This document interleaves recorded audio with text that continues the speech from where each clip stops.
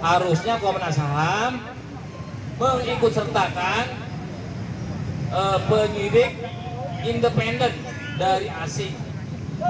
Boleh campur, tapi harus ada. Kalau nggak benar ya inilah buktinya.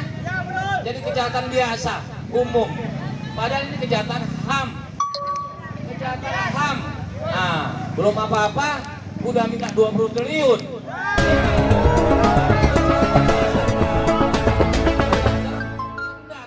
Belum dilakukan. Orang yang jadi tersangka itu. Dan anehnya, tersangka itu nggak pernah ditahan 1 hari pun, nggak pernah kejadian di dunia ini. Orang tersangka pembunuhan ditahan.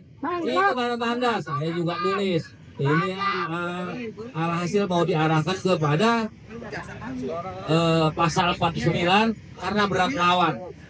Mana mungkin berat lawan yang dikeroyok malah jadi berat lawan.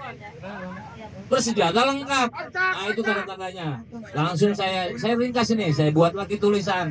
Harusnya Komnas HAM mengikutsertakan penyidik independen dari asing. Boleh campur, tapi harus ada. Kalau nggak benar ya inilah buktinya. Jadi kejahatan biasa, umum. Padahal ini kejahatan HAM. Kejahatan HAM. Nah, belum apa-apa, udah minta 20 triliun. Ini masih ada belasan perkara yang tersendat. Belum dilakukan, belum minta 20 miliar untuk pendidikan HAM. Goblok. Gak usah ada kursus-kursus HAM, sekolah HAM. Hafalkan Pancasila, jalankan itu Pancasila. Pancasila sila ke-1, ke-2, ke-3, ke-4, ke-5. Buat apa tuh 20 triliun? Belum apa-apa uang yang dia pikir. Bukan pekerjaannya dia mau bereskan. Ini kan ada peluang. Tadi dari jumlah itu, jadi bicara saya nyambung. Dan jumlah segitu berapa orang tersangka? Mana yang menyuruh melakukan? Middle flagernya, intelektual dadernya mana? Masih bisa ini dikejar. Bukannya tidak khusus yang inkrah tersebut, itu lalai. Berapa hukumannya? Itu semuanya ada tulisan saya itu. Kalau dicermati, mereka nih ibaratnya bukan burung diajari terbang, udah tahu sendiri. Masih banyak berkeliaran ini pelakunya ini. Banyak pelakunya masih, termasuk yang nggak ikut. Yang nggak ikut itu bukan berarti nggak salah. Disobedience, pembiaran terhadap perilaku tersebut nggak diusut, nggak diapakan. Itu ada sanksi hukumnya, termasuk Jokowi. Dia nggak perintahkan, malah dia pakai lagi orang yang sudah nggak sanggup bekerja. Aneh-aneh aja tuh. Nah, jadi menurut saya memang ini perlu diperjuangkan, disuarakan terus. Jangan berhenti. Perjuangan tidak mengenal lelah. Apalagi pengikut ulama, nggak ada cerita lelah. Kalaupun apa-apa itu ada jaminannya. Jaminannya kita belum tentu dapat seperti 6 orang seperti ini. Belum tentu, harusnya kita cemburu. Lebih kencang lagi. Ya, ini mudah-mudahan didengar nih. Apa namanya? Pigai. Pigai, jangan dulu.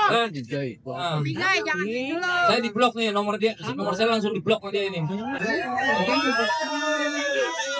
Jadi, Pigai, saya klarifikasi kenapa saya bilang goblok.